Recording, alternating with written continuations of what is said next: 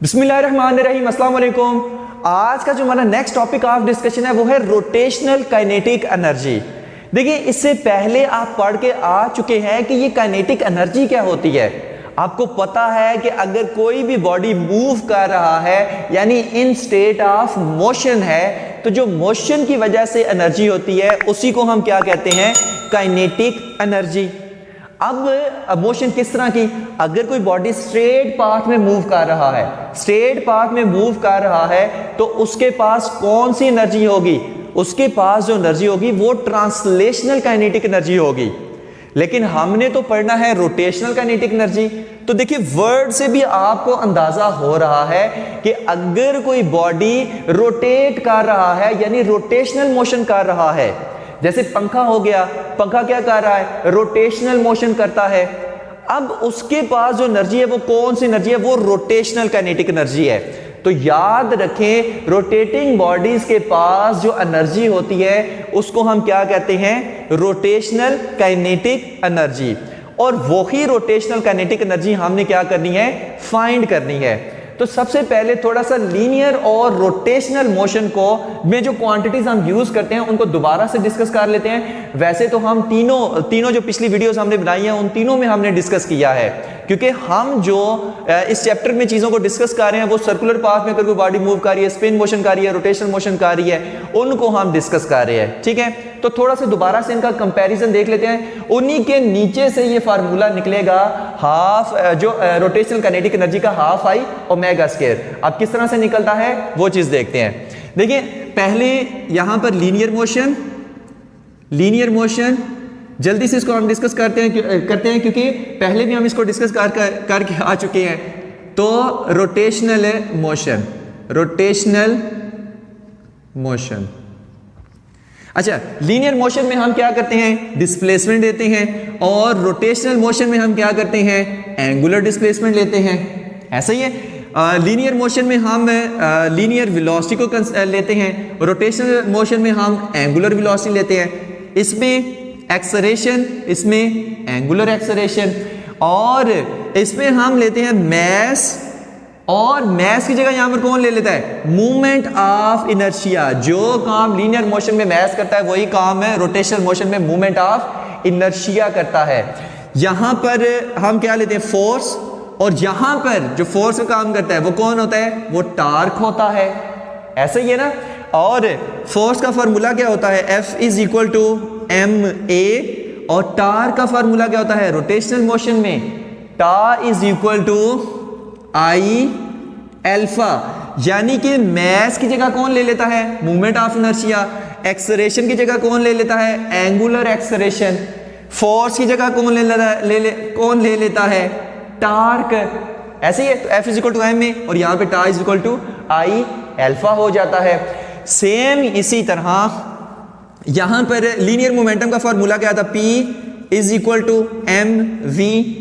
Angular momentum का क्या formula था, L, P की जगह हम उसको L से शो करते हैं, एंगुलर मोमेंटम को, इज इक्वल टू m है यहां पर मैस, और मैस की जगह कौन ले लेता है, मूवमेंट ऑफ इनर्शिया, तो यहां पर I, और v है, v की जगह ओमेगा, तो L is equal to I omega. ये एंगुलर मोमेंटम का फार्मूला था। सेम इसी तरह काइनेटिक एनर्जी क्या होती है, काइनेटिक एनर्जी क्या होती है, हाफ m v स्क्वायर। ऐसा ही है। अब यहां पर देखिए, रोटेशनल काइनेटिक एनर्जी क्या आ जाएगी, रोटेशनल काइनेटिक एनर्जी R और T के साथ लिख लेते हैं। रोटेशनल मतलब 1/2, उसी तरह, और मैस की जगह कौन ले लेगा, मूवमेंट ऑफ इनर्शिया, तो I, और V की जगह ओमेगा, तो यहां पर ओमेगा स्क्वायर। तो ये हमारे पास क्या होती है, रोटेशनल काइनेटिक एनर्जी का फार्मूला होता है।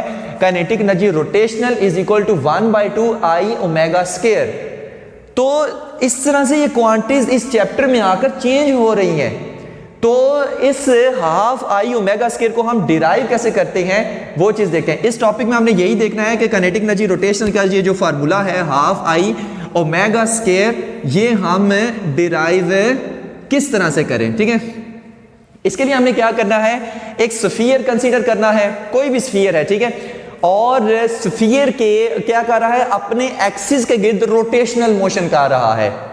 कोई भी स्फीयर है वो जैसे अर्थ क्या करती है, अपने एक्सिस के गिर्द क्या करती है, रोटेट करती है। सेम इसी तरह ये भी कोई भी स्फीयर है जो अपने एक्सिस के गिर्द क्या कर रहा है, रोटेशनल मोशन। क्या कर रहा है, रोटेशनल मोशन कर रहा है, सर्कुलर मोशन नहीं, अपने एक्सिस के गिर्द रोटेशनल मोशन कर रहा है। अब अगर ये अपने एक्सिस के गिर्द रोटेशनल मोशन कर रहा है तो याद रखें कि इसके जितने भी पार्टिकल्स हैं, इसके जितने भी पार्टिकल्स हैं इसके ऊपर, अगर हम छोटे पार्टिकल्स को कंसीडर करें, जितने भी इसके पार्टिकल्स हैं वो सारे क्या कर रहे होंगे, वो सारे सर्कुलर मोशन कर रहे होंगे। वो क्या कर रहे होंगे, सर्कुलर मोशन कर रहे होंगे। और अगर हम इस पूरी बॉडी की बात करें तो हम कहेंगे ये पूरी बॉडी रोटेशनल मोशन कर रही है। अब ये जंतर मंतर ऊपर से क्या होगा, अब देखें फॉर एग्जांपल ये एक्सिस ऑफ रोटेशन है, ये एक्सिस ऑफ रोटेशन है और ये उसके ऊपर क्या है, ये क्या है, ये स्फीयर है और ये स्फीयर का एक्सिस ऑफ रोटेशन है। और स्फीयर क्या कर रहा है, ऐसे रोटेट कर रहा है। क्या कर रहा है, ऐसे रोटेट कर रहा है। अब मैंने ना अपने हाथ पे ना ये एक पार्टिकल सा बना लिया है। अब फॉर एग्जांपल ये एक पार्टिकल है, वैसे तो बहुत सारे पार्टिकल हैं स्फीयर के ऊपर, लेकिन उसमें से एक पार्टिकल ये लिया, ये वाला। अब आपने देखना ये पार्टिकल किस तरह की मोशन कर रहा है, ये पार्टिकल कौन सी मोशन कर रहा है, ये पार्टिकल सर्कुलर मोशन कर रहा है, क्योंकि इसका एक्सिस ऑफ रोटेशन से डिस्टेंस कितना है, r, और एक्सिस ऑफ रोटेशन से डिस्टेंस r है, तो डिस्टेंस r पे ये पार्टिकल क्या कर रहा है, इस तरह से मूव कर रहा है। तो पार्टिकल्स क्या कर रहे हैं, सर्कुलर मोशन कर रहे हैं। स्फीयर और स्फीयर के ऊपर ये कोई पार्टिकल है, ये क्या कर रहा है, सर्कुलर मोशन। और अगर हम पूरी बॉडी की बात करें, पूरे स्फीयर की बात करें, तो ये क्या मोशन हो रही है, रोटेशनल मोशन, अपनी एक्सिस के गिर्द रोटेट, और ये पार्टिकल सर्कुलर पाथ में मूव कर रहा है। ठीक है, तो ये हमारे पास क्या है, वही स्फीयर है, वही स्फीयर है। वैसे तो इस पे बहुत सारे पार्टिकल्स हैं, m1 m2 m3, m1 plus m2 plus m3 up to mn। तो हमने ना कोई एक पार्टिकल की मोशन को हम देख रहे हैं, तो वो पार्टिकल है ये वाला, इसको हमने नाम दे दिया mi का। ठीक है, mi हमने इसको बस नाम दे दिया mi। इसका जो एक्सिस ऑफ रोटेशन से जो डिस्टेंस है, जिसको हम रेडियस भी कहते हैं, वो क्या है, ri। ठीक है, और ये जिस एंगुलर वेलोसिटी के साथ ये जो स्फीयर है, ये जो रोटेट कर रहा है, वो ओमेगा है। ओके हो गया। तो सबसे पहले ना इस पार्टिकल की हम काइनेटिक एनर्जी निकालते हैं।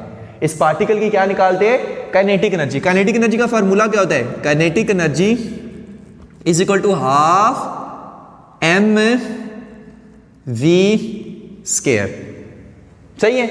और हम रोटेशनल मोशन की बात कर रहे हैं, तो v इज इक्वल टू क्या पुट करेंगे, v is equal to R omega. ठीक है, लीनियर वेलोसिटी और एंगुलर वेलोसिटी में रिलेशन, तकरीबन 6 लॉन्ग टॉपिक्स में ये रिलेशन यूज हो रहा है। तो v की जगह आर ओमेगा पुट करेंगे, तो kinetic energy of this particle is equal to half M R square omega square आ जाएगी, half M R square omega square.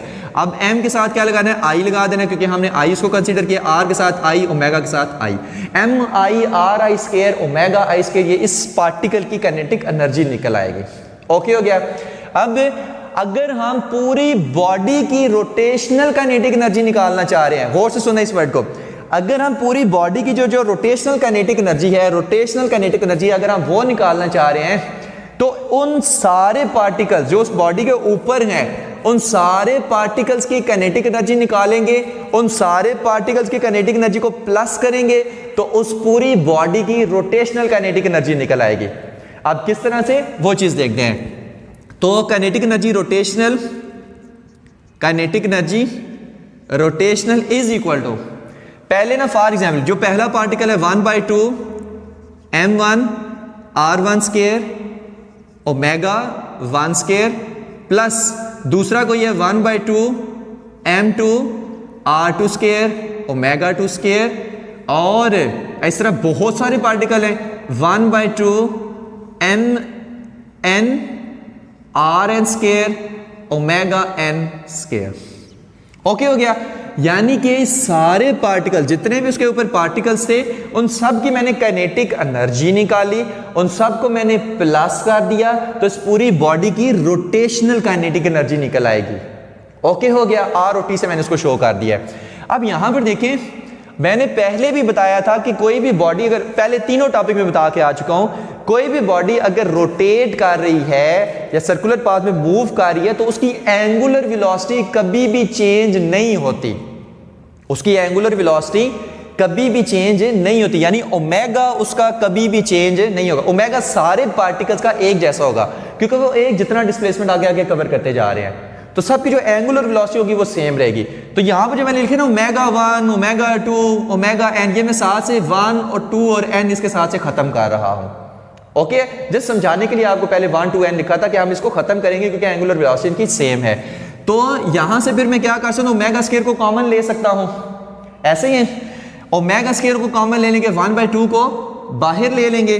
अगर हम इस तरह से लिखें कि 1/2, क्योंकि 1/2 भी सबके साथ है, और दरमियान में क्या आ जाएगा, m1 r1 square plus m2 r2 square और mn rn स्क्वायर, और बाहर क्या आ जाएगा, ओमेगा स्क्वायर। ओके हो गया। यहां पर देखिए ये क्या है, ये तो इनर्शिया है, ये तो इनर्शिया है, यानी सारे इनर्शिया नहीं, मूवमेंट ऑफ इनर्शिया, ठीक है, प्रॉपर इसका नाम ले, मूवमेंट ऑफ इनर्शिया है सारे पार्टिकल्स का। पहले एक पार्टिकल का मूवमेंट ऑफ इनर्शिया, दूसरे का, तीसरे का। अब आपने क्या करना है, जितने भी उस पूरे स्फीयर पे पार्टिकल्स हैं उन सब के मूवमेंट ऑफ इनर्शिया निकालने हैं, उन सब के मूवमेंट ऑफ इनर्शिया को प्लस करना है। तो जो टोटल मूवमेंट ऑफ इनर्शिया आएगा वो हम क्या लिखेंगे, इज इक्वल टू 1/2। इस सारे को मैं क्या लिखता हूं, क्योंकि I इज इक्वल टू क्या होता है, mr square. Movement of inertia का फार्मूला पहले भी पढ़ के आ चुके हैं। तो m1 r1 square, m2 r2 square, mn r का स्क्वायर, इसको इस पूरी बॉडी का ये इनर्शिया है। अगर हम सबको प्लस करें तो पूरे सारे पार्टिकल्स के इनर्शियाज को, तो इसको मैं फिर सिंपल क्या लिख लेता हूं, I लिख लेता हूं। सिंपल क्या लिख लेता हूं, I, कि I is equal to m1 r1 square plus m2 r2 square plus up to mn rn square. Simple I लिख लिया। और ये ओमेगा स्क्वायर उसी तरह।